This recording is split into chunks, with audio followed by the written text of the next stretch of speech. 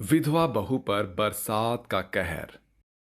ज्योति अपने पति, 3 बच्चों और सास के साथ रहती थी। उसका पति मजदूरी का काम किया करता था, लेकिन अब बरसातों के दिन थे, इसलिए कैलाश का काम अब अच्छा नहीं चल रहा था। सुनिए जी, आज हल्की हल्की बारिश की वजह से आप काम पर नहीं जा पा रहे हो, तो आज आप छत को सही कर दो ना। क्यों? कुछ नहीं, बस बारिश की वजह से छत टपक रही थी। अच्छा ठीक है। कैलाश छत पर गया और छत को सही करने लगा। अभी उसे काम में लगे हुए बस कुछ ही देर हुए थे, तभी जोरों की हवाएं चलनी शुरू हो गई। अरे नहीं, इतनी तेज हवा अचानक! हाँ। कैलाश ने किसी तरह से उस चलती हुई आंधी में अपनी छत को सही किया, और जब वो नीचे आया। सुनिए जी, अभी टीवी पर दिखा रहे थे कि बहुत तेज बारिश होने वाली है और हो भी सकता है कि बाढ़ आ जाए। अरे ऐसा कुछ नहीं होगा, तुम घबराओ मत। पर अरे बहू, कैलाश सही कह रहा है। जो भी होता है भगवान की मर्जी से ही होता है, तो तू ज्यादा मत घबरा। ज्योति चुप हो गई। उस शाम बहुत जोरों से आंधी चल रही थी। सभी लोग अपने अपने घरों में थे। रात होते होते बहुत सारी घटा आसमान पर गहरा गई और बहुत तेज बारिश होने लगी। अरे नहीं कैलाश जी, देखिए ना, कितनी तेज बारिश है। मुझे तो डर लग रहा है, कहीं उस न्यूज़ चैनल वाले की बात सच ना हो जाए। अरे तुम बेकार में ही डर रही हो। कैलाश ने ऐसा बोलकर बात को खत्म कर दिया, लेकिन बारिश 2 दिन तक नहीं रुकी। उनके शहर के पास ही एक नदी भी बहती थी। जब बारिश का पानी उसमें ओवर हो गया तो वो पानी शहर की तरफ चला आया, जिसकी वजह से वहां पर बाढ़ आ गई। अचानक से आधे गांव डूब गए और लोग अपनी जान बचाने के लिए भागने लगे। ये बाहर से अचानक शोर क्यों आ रहा है? ज्योति ने खिड़की से झांक कर देखा तो उसे खिड़की से एक ऊंची सी लहर आती हुई दिखाई दी, जो पहले तो उसकी खिड़की से बहुत दूर दिख रही थी, लेकिन कुछ ही सेकंड्स में वो उसके घर के बहुत करीब आ गई। माँ, सभी भागो। अरे बहू, अचानक क्या हो गया? क्या हुआ ज्योति? भागो भागो। कैलाश ने 2 बच्चों को गोद में उठा लिया और ज्योति अपने छोटे बेटे को गोद में लेकर छत की तरफ भागी। वो लोग बस छत तक पहुंचे ही थे कि तभी पानी के बहाव से उनके घर की दूसरी मंजिल भी डूब गई। लोगों के घर डूब चुके थे। बहुत सारे लोग इस आपदा का शिकार होकर दुनिया से चले गए। ये सब क्या हो गया? हे भगवान, ये कैसी तेरी मर्जी है, हमारी मदद कर। बूढ़ी कमला मदद के लिए गुहार लगाने लगी कि अचानक उनकी छत तक भी पानी आना शुरू हो गया। माँ, अब हम लोग ज्यादा देर तक यहाँ पर सुरक्षित नहीं है। अब रुको, मैं कुछ करता हूँ। वहीं कैलाश के घर के बराबर में एक बहुत बड़ा और पुराना पेड़ था। उसने उसकी ऊंची डाली पर अपने बच्चों और परिवार को बैठा दिया। अब बाढ़ यहाँ तक नहीं आ पाएगी, शायद हम लोग यहाँ पर सुरक्षित हैं। कैलाश ऐसे बोल ही रहा था कि तभी उसकी बड़ी बेटी बोली। माँ, भूख लगी है। बेटा, ऐसी आपदा में मैं तुम्हें क्या खिलाऊंगी?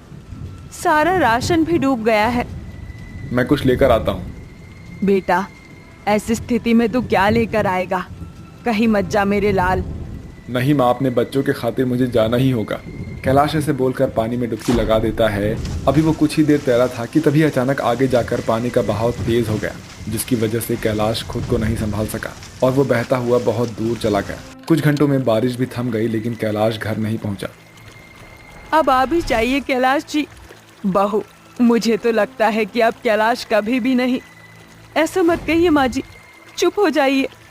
जैसे ही बारिश रुकी, फौरन रेस्क्यू टीम को शहर भेज दिया गया और उन्होंने सभी जिंदा और मुर्दे लोगों को निकाल लिया। लाशों के ढेर में ज्योति कैलाश को ढूंढने पहुंची, लेकिन उसे वो वहां पर नहीं मिला। तब एक रेस्क्यू टीम का मेंबर बोला, सुनिए मैडम, शायद आपके पति, हम उन्हें ढूंढ कर निकालेंगे। प्लीज़ अभी आप शांत हो जाइए और रेस्क्यू हेलीकॉप्टर इंतजार कर रहा है, उसमें जाकर बैठ जाइए। सरकार का ऑर्डर है कि सभी इंसानों को किसी भी सुरक्षित जगह पर पहुंचाया जाए। ज्योति को उसकी बात माननी पड़ी। अब उसे भी विश्वास हो चुका था कि उसका पति इस दुनिया में नहीं रहा। रेस्क्यू हेलीकॉप्टर उन्हें एक पुराने गांव में ले गया, जहां पर भूसे की झोपड़ियां बनी हुई थी। सभी बाढ़ से बचाए हुए लोग वहीं पर थे और उन्हीं झोपड़ियों में रहकर अपना गुजारा करने लगे थे। माँ, कैसी भी मिली, कम से कम हमें छत तो मिल गई। अब मैं मेरे बच्चों का पेट पालने के लिए किसी काम की तलाश करती हूँ। बहू, कहीं मेरे बेटे की तरह तू भी नहीं। माँ, मुझ पर विश्वास रखिए। अपने बच्चों को पालने के लिए मैं मृत्यु को भी मात दे जाऊंगी। ज्योति उस छोटे गांव से बाहर काम की तलाश में निकल गई। कुछ दूरी पर एक और गांव था, वहां पर उसे खेत में काम मिल गया। पैसे तो बहुत कम है, लेकिन ऐसी स्थिति में कुछ भी चलेगा। कुछ दिनों तक रेस्क्यू टीम ने लोगों के खाने पीने का ध्यान रखा, लेकिन बाद में सभी लोगों को खुद से कमाई करके अपना गुजारा करना पड़ा। ऐसे हालातों में बेचारी ज्योति भी सीने पर विधवा होने का बोझ लिए चिलचिलाती हुई धूप में खेत में काम करने जाया करती थी। बहू, तू कितनी मेहनत करती है। चल, आज तू काम पर मत जा, तेरी जगह मैं चली जाऊंगी। नहीं माँ, आप घर में बच्चों के ही पास रहिए। वहाँ धूप में काम करना आपकी बस की बात नहीं है। लेकिन बहू, आप मेरी चिंता मत करो, मैं ठीक हूँ। अब मैं चलती हूँ। ज्योति इसी तरह से अपने परिवार का पेट पाल रही थी। इसी तरह यही सिलसिला चलते हुए लगभग 3 साल हो चुके थे। एक दिन ज्योति खेत से वापस आई तो उसे कैलाश का पुराना कोट रखा हुआ दिखाई दिया। कहाँ चले गए कैलाश जी? इस इतनी बड़ी दुनिया में मुझे और अपने बच्चों को छोड़ते हुए आपको जरा भी डर नहीं लगा? ज्योति खुद से ही बातें कर रही थी कि तभी अचानक से दरवाजे पर एक भिखारी आया। ओहो बाबा, ला रही हूँ। ज्योति कैलाश का कोट देखती हुई ये बातें बोल गई और जैसे ही उसने अपनी नजर उठाई वो हैरान हो गई। उसकी आंखें भर आई। आप?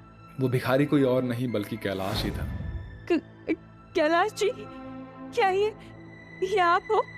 ज्योति, दोनों पति पत्नी एक दूसरे के गले लग गए। वहीं बाहर से कमला बच्चों को टहला कर आ रही थी। अरे बहू, ये किस मर्द को तूने अपने गले से लगा रखा है? कमला ने कैलाश को जोर से खींचा और वो भी अपने बेटे को देखकर हैरान हो गई और रोने लगी। बेटा? माँ, कैलाश घर में आ गया। कैलाश जी, आप कहाँ थे? पता है मैं कितना डर गई थी। सालों से मैं इस विधवा होने के बोझ को लिए घूम रही थी। आपके जाते ही मेरी जिंदगी के सारे रंग ही चले गए थे। मेरे दिल को आज तक भी सुकून नहीं था। बस एक बार आपको देखने को मेरा मन तरसा जा रहा था। बोलिए, क्यों छोड़कर गए थे आप मुझे? मैं कहाँ छोड़कर गया था? उस दिन बाढ़ का बहाव मुझे बहा कर ले गया, लेकिन भगवान की कृपा से मैं बच गया। मैंने उस लाश और जिंदा लोगों के ढेर में तुम्हें बहुत ढूंढा, लेकिन फिर मैंने उम्मीद छोड़ दी। लेकिन देखो, हम फिर मिल गए ना। अब जो हुआ सो हुआ, लेकिन अब तू हमें कभी छोड़कर मत जाना, ठीक है?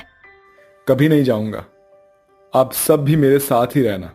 चलो, अब बहुत हुई ये बातें, अब सभी हंस कर दिखाओ। रश्मि की बात सुनकर सभी हंस पड़े। इतने सालों बाद अब कैलाश को उसका परिवार भी वापस मिल चुका था और अब सब कुछ ठीक हो गया था। इसी तरह से सभी लोग खुशी खुशी रहने लगे। शादी करके गुंजन अपने पति अमित के साथ अपने ससुराल चली आती है। अमित के परिवार में उसके माता पिता कुलदीप और शालिनी और भाई भाभी अजीत और आरती थे। गुंजन एक अमीर परिवार की मॉडर्न लड़की थी। उसे घर संसार और घरेलू काम के बारे में कुछ भी नहीं पता था, पर उसे हर समय दिखावा करने की आदत थी। एक दिन सवेरे, गुंजन बहू, अब तुम भी इस घर की बहू बन चुकी हो। तुमसे पहले आरती बहू ने इस घर की सारी जिम्मेदारी बड़े अच्छे से संभाली है। आरती बहू ने अपने संस्कारों और अच्छाई से हमारे इस घर में 4 चांद लगा दिए हैं। अब तुम्हें भी आरती बहू की तरह इस घर के सारे रीति रिवाज को अपनाकर सारी जिम्मेदारी अपने कंधों पर लेनी होगी। जी माँ जी। गुंजन बहू, तुम्हें खाना बनाना तो आता है ना? अब क्या कहूँ, मुझे तो खाना बनाना आता ही नहीं। अगर माँ जी को मैंने ना कहा तो माँ जी मेरे बारे में क्या सोचेंगी?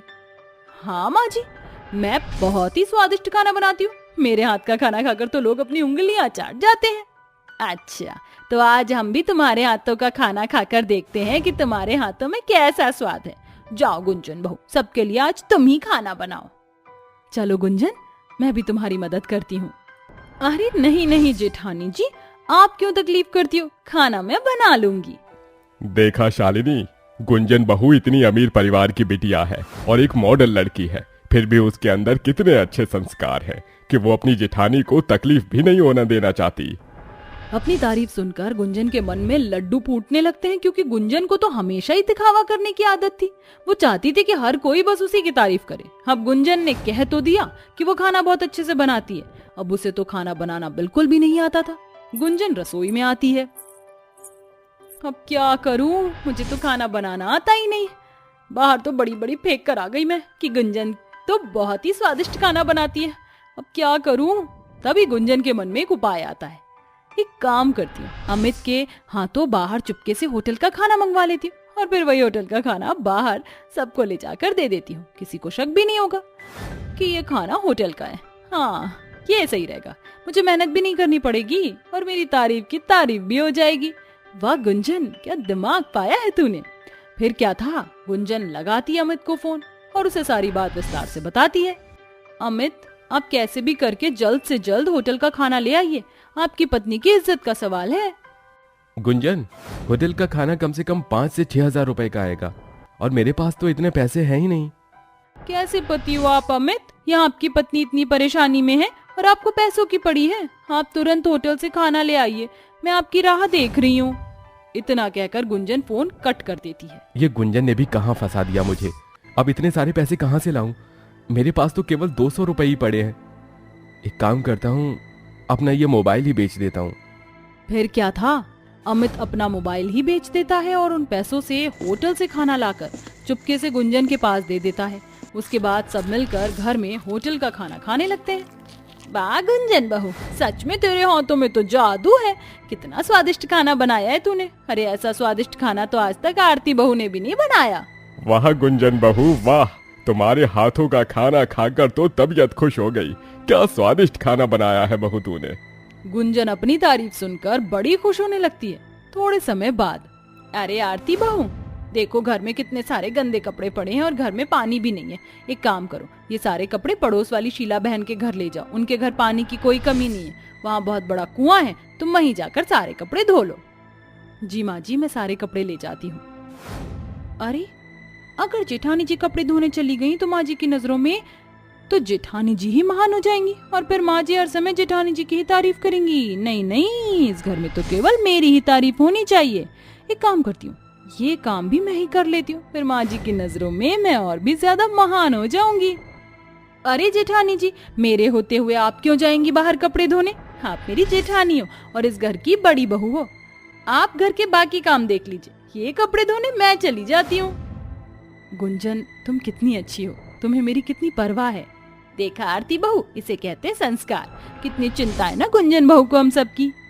अमित, जरा ये सारे कपड़े लेकर मेरे साथ पड़ोस वाले घर में चलिए ना। अमित कपड़ों की बोरी उठाकर बाहर आता है। सुनिए अमित, ये कपड़े तो कितने सारे हैं और मैं अकेली इतने सारे कपड़े कैसे धो सकती हूँ? मुझे तो कपड़े धोना ही नहीं आते। आप एक काम करिए ना, ये सारे कपड़े पैसे देकर धोबी से धुलवा कर लाइए ना। गुंजन, ये क्या है? जब तुम्हें काम करना आता नहीं तो तुम काम के लिए हाँ क्यों कहती हो? भाभी जा रही थी ना कपड़े धोने। क्या जी, आप नहीं चाहते क्या घर में आपकी पत्नी की इज्जत हो, सब मेरी तारीफ करें? अरे गुंजन, तुम्हारी तारीफ के चक्कर में मेरे पैसे खर्च हो रहे हैं। होटल से खाना लाने के चक्कर में मुझे अपना मोबाइल बेचना पड़ा। अब तुम कपड़े धोने का काम दे रही हो। अब धोबी को कहां से दूं मैं पैसे? मेरे पास तो एक पैसा भी नहीं है। मैं रोज के 200 रुपए कमाने वाला आदमी हूँ, मेरे पास इतने पैसे नहीं रहते। गुंजन, कैसे पति हो आप? आप अपनी पत्नी के लिए इतना भी नहीं कर सकते? क्या मुझसे बढ़कर आपके लिए पैसा हो चुका है? जाइए और धोबी से सारे कपड़े धुलवा कर लाइए। अमित वो सारे कपड़े लेकर एक धोबी के पास आता है। इसी तरह गुंजन अपने ससुराल में दिखावा करने लगी और दिखावे के चक्कर में सारे काम अपने ऊपर लेने लगी और बेचारे अमित को इसी तरह से परेशान करने लगी। गुंजन की वजह से अमित के ऊपर काफी सारे लोगों का कर्ज हो रखा था। एक दिन की बात है, शालिनी अपना सोने का नेकलेस लेकर घर से बाहर जा रही थी। तभी गुंजन शालिनी को रोकती है। माँ जी, आप ये सोने का नेकलेस लेकर कहाँ जा रही हो? गुंजन बहू, मेरा ये नेकलेस थोड़ा सा टूट गया है, इसीलिए मैं ज्वेलरी शॉप पर जा रही हूँ इसे ठीक करवाने। माँ जी, आप भी कमाल करते हो, मेरे होते हुए आप क्यों जाएंगी भला? लाइए, मैं आपका ये नेकलेस ठीक करवा लाती हूँ।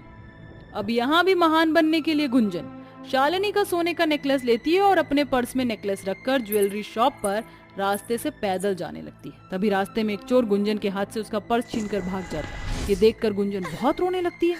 अरे बाप रे, उस पर्स में तो माँ जी का सोने का नेकलेस था और उसे तो वो चोर लेकर भाग गया। अब मैं माँ जी को क्या जवाब दूंगी? माँ जी तो ये सुनकर मेरी जान ही ले लेंगी। अब मैं क्या करूं? गुंजन वहां से रोते रोते अमित के काम की जगह अमित के पास आती है और अमित को रोते रोते सारी बात विस्तार से बताती है। ये सुनकर अमित के होश उड़ जाते हैं। ये क्या किया तुमने गुंजन? मैंने तुम्हें मना किया था ना कि इतना महान बनने की कोशिश मत करो, पर तुम तो मेरी एक नहीं सुनती हो गई ना अब समस्या खड़ी। तुम्हें पता है वो माँ के सोने का नेकलेस 50,000 रुपए का था। क्या 50,000 रुपए का? बाप रे। गुंजन, माँ जी ने पाई पाई जमा करके वो सोने का नेकलेस बनाया था। अब हम इतना महंगा सोने का नेकलेस कहाँ से लाएंगे? बाप रे, माँ जी तो मुझे जान से ही मार देंगी। और बनो महान और करो जानबूझकर काम। ये सब तुम्हारी बेवकूफी की वजह से हुआ है। गुंजन, अब तो एक ही रास्ता बचा है, हमें घर जाकर माँ को सब सच सच बता देना होगा। तभी अमित गुंजन को लेकर घर आता है और अपने माता पिता को सारी बात विस्तार से बताता है। ये सुनकर शालिनी के पैरों तले जमीन खिसक जाती है। क्या? अरे गुंजन बहू, मेरा सोने का नेकलेस चोरी हो गया। ये क्या किया तूने बहू? तुझसे मेरा सोने का नेकलेस भी संभाला नहीं गया। फिर क्या था, शालिनी और कुलदीप दोनों मिलकर अमित और गुंजन को खूब खरी खोटी सुनाते हैं। तभी सारे लोग अमित के घर आते हैं और अमित से पैसा मांगने लगते हैं। अमित, ये लोग कौन हैं और ये किस बात का पैसा मांग रहे हैं तुमसे? तभी अमित अपने परिवार वालों को गुंजन की सारी सच्चाई के बारे में बता देता है कि कैसे गुंजन महान बनने के लिए दिखावा करती थी और कैसे गुंजन की वजह से अमित पर इतना कर्जा हुआ। ये सारी बातें सुनकर गुंजन के ससुराल वाले गुंजन को धक्के देकर अपने घर से बाहर निकाल देते हैं और आखिर में गुंजन को ही अपने मायके से पैसा लाकर अमित का कर्ज चुकाना पड़ा। तो देखा आपने कैसे दिखावे के चक्कर में गुंजन बर्बाद हुई।